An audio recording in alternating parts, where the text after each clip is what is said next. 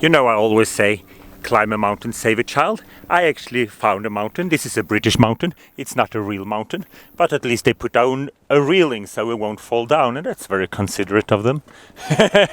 So we've been in London for the first weekend of protest, and now I'm having 5 days of vacation, and I'm totally unapologetic for enjoying life. Remember when we were cult members, we always used to apologize. Well, I have to relax 1 hour so I can study more later and do more field service, and then I need a 5 hour break so I can give more afterwards. Now I'm just enjoying life, and apostasy comes natural to me anyway, so I even did a car crash. I'd like to tell you about the witnesses on the protest. You have to love them, but you know, they're very abusive, passive aggressive, you don't know it. And since we're doing friendly activism, often they don't understand that we're apostates, so they just think we're human rights activists, and they try to indoctrinate us. So I was talking to them about shunning, and they say, no, we don't shun Jehovah's Witnesses. No, that's a common spread misconception that no, we don't shun, no disfellowshipping. And then when she realized that we were apostates, she just said, well, then I can't talk to you, and she left. And it's interesting what's happening in their brain. It's very abusive to us, you know, lying their teeth off, but they don't know they're doing it. And I remember when I was a witness, I had a really serious family, and they said that there is apostates and Satan. They know about paradise, and they know they're not good enough to live in paradise, so they want everyone else to die. That's why they're spreading propaganda, so as many as possible would die in Armageddon. And some of them believed that, and it was kind of funny because it was a young boy walking past, and he had this kind of witness patronizing, arrogant smile, like, you apostates.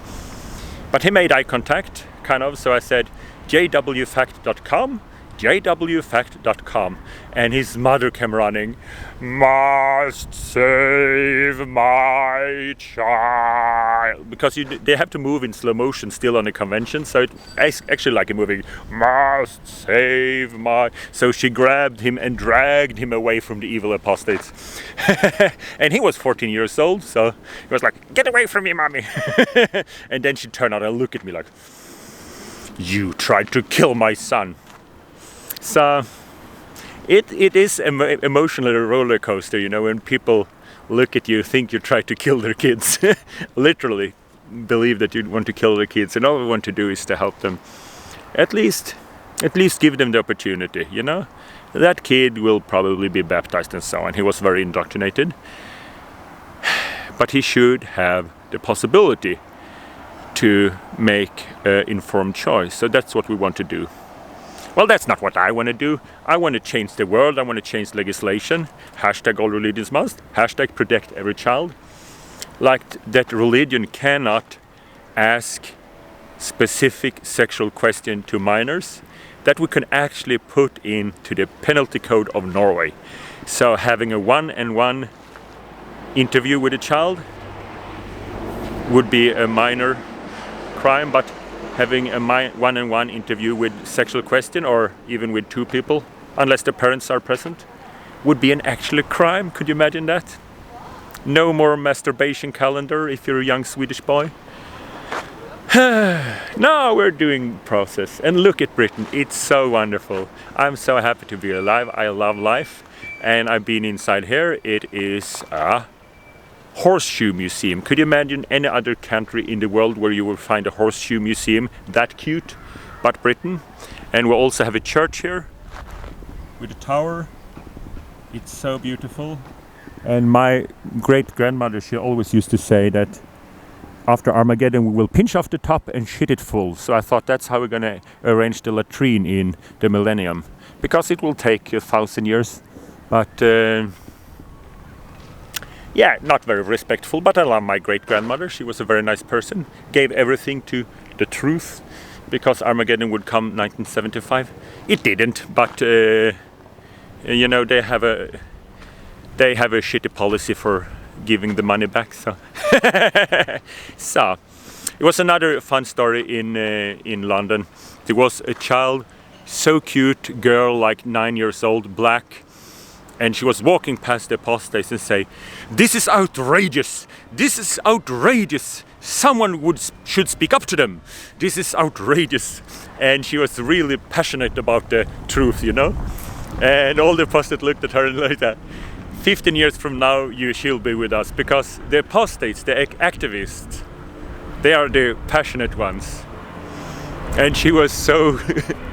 All the other witnesses, they just walk around and say, you die in Armageddon, not my problem. But she had this passion, 9 years old, 8 or 9 years old. This is outrageous, this is outrageous, someone should speak up to them. The only person who ever kind of spoken up to me, or us like that, was that girl. She had guts. So, that's why we're doing it. We're doing it for the kids. Giving them the opportunity to make a choice. If they want to be witnesses, they're allowed to do that. But they should be allowed to get an education and make an educated choice. Or at least check up the other opinions. So, I hope you don't mind. Well, actually, I don't care if you mind that I'm enjoying life 5 days without apostasy. Just looking at nature. I gave half of my life to the cult. And the other half to protect children. Apologize for all the people, all the stupid things I've done, and trying to put things straight. But right now, I'm enjoying life. This is like a paradise. So, see you in paradise.